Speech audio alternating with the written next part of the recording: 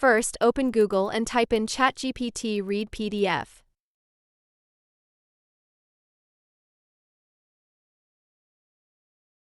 From the search results, click on the first link, which usually takes you to a tool or a GPT that helps you read and understand PDF files inside ChatGPT.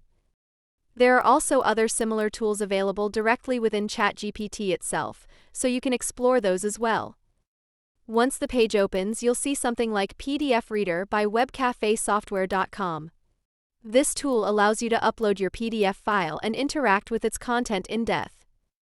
Now click on the plus icon at the bottom of the chat to upload your PDF file.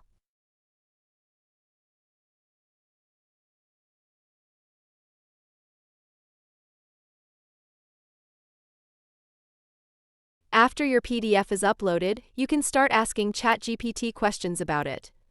For example, summarize this PDF. Explain this section in simple words. What are the main points? You'll also see options like what information do you need from your PDF. Let's click on that to try it.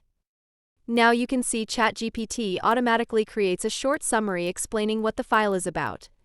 That's really useful if you just want a quick overview before diving deeper. From here, you can keep writing prompts to make ChatGPT extract details, analyze data, or even explain complex topics from your PDF. It's great for learning, research, or reviewing long documents quickly. Now, keep in mind that this feature might or might not work for free users, because sometimes ChatGPT allows file uploads even without the Plus plan. But in most cases, it's officially available only for ChatGPT Plus or Team users. So, if you're on the free plan and the upload option doesn't appear, you can still try external tools like Ask Your PDF or ChatDoc, which let you upload and chat with your PDF for free.